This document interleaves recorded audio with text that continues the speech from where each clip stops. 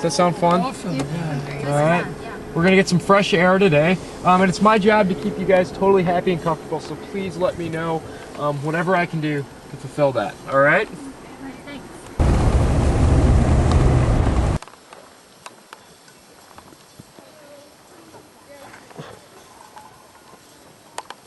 How we doing?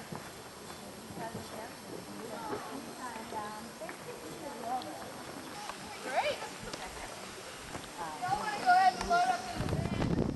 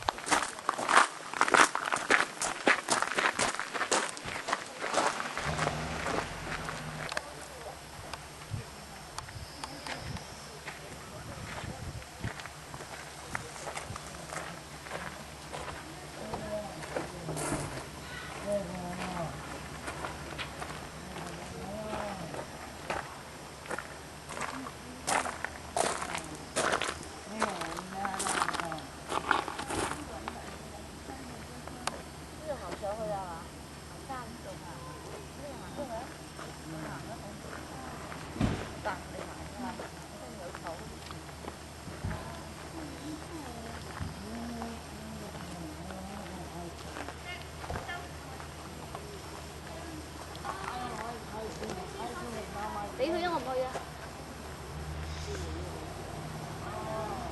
Hả? Không thôi đi Huy á?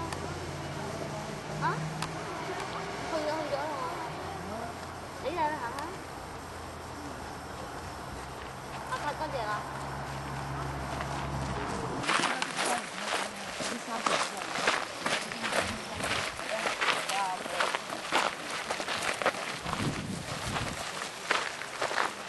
This is on the hike, the Chilkoot trail hike.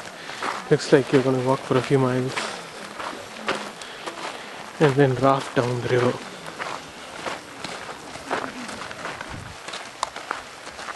Which is not very much. All right. North American average rainfall is about 63 inches, and we're about a third of that. So, all right, but it's a very special place because once upon a time, every 10 to 15,000 years, there's an ice age that happens. Okay, you guys have been hearing a lot in the media about global warming and Earth cycles, right? Well, this story is part of that, right? So, and I'd say another 5 to 7,000 years, the ice age will happen here. Okay, and what's going to happen is the glaciers are going to start moving through this valley, right? You guys know what glaciers are? Okay, you've been in Alaska long enough to know what a glacier is, right? Yep. All right, so the glaciers will rip through here, kill everything that you see. So as they recede or move back, all that's left is just barren rock. Right? In this country. The what? In this country, right? The country of Alaska. Oh. The thing that happens is the wind starts blowing these little lichen spores. You guys know what lichen are?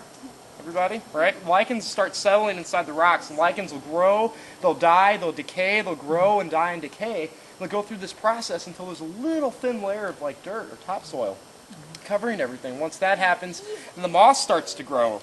All right? And the moss will go through that same cycle of growing and dying and decaying until there's about 6 inches of topsoil that's covering everything here. So you have lichen, moss, and dirt. Right? And once that topsoil is present, then the less dominant species of trees start to grow. All right? You'll get the smaller trees like the willows and the alder trees and the cottonwood trees. Okay, so we're going to see a lot of those trees down once we get into the flatlands. All right? Now those trees that start growing first are very special because they are designed to pull nitrogen out of the atmosphere and environment and pull it down into their roots and pump that into the topsoil that's down here. All right? So once that nitrogen is present, then you start seeing some of the more dominant species of trees starting to grow. Okay, and the two dominant trees that we're going to see today are these two. Okay, this guy here and this guy here. This is our state tree of Alaska. This is the Sitka spruce tree. Hey, believe it or not, you've been looking at millions of them as your cruise ship was cruising. All right. Sitka spruce, and the king of the forest is this guy. This is the western hemlock tree. Now, the ways to tell the differences are in their bark and what we call their handshake. So if you look at the Sitka spruce's bark, it has potato chip bark, right? This has got bacon strip bark.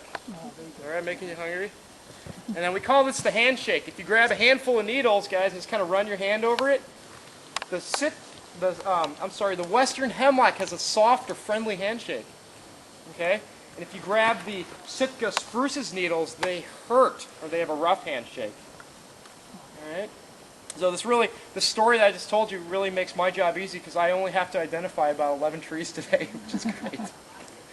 All right. Now, the other coastal temperate rainforests are in Washington State, right? We have one in Chile, and there's one in Australia. All right, so it's very special. Is that a cool story or what? No? All right. I guess I'm not as cool as the Xbox, but... Yeah?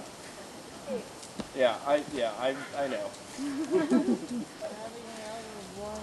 All right, well, I find this very exciting, and we're going to see so much cool stuff. Let's go hiking, guys. All right, so they had lots of crab, they had lots of salmon, right? They had access to whales, seals, and all sorts of really cool supplies from the coast. Now, the guys in the interior didn't have that stuff, but you know what they did have? They had, well, yeah, they had goats, they had the big pelts, right, or the furs, they had the bison and the moose and the elk.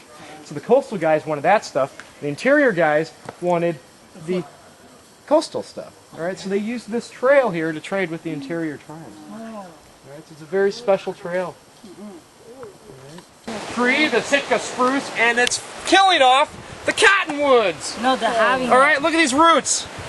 Check out the spruce roots. They're wrapping around this tree, slowly choking it, and this is really cool right behind me. If you look up here, you can really see it. The Sitka spruce is wrapping its entire entity around the cottonwood. They're having a thing right now. And look at that. Yeah, bigger and The smaller. branch is actually growing into the flesh of the cottonwood. Having a thing All right, this is a battle, guys. It's a very slow battle. This is so cool. No, See, they're having a thing right now. they're not having a thing right now. They're fighting. They're in bed right now. So as we continue our hike, look out into the right side, guys. We're going to be able to see a lot of these little battles going on. So what's the end game?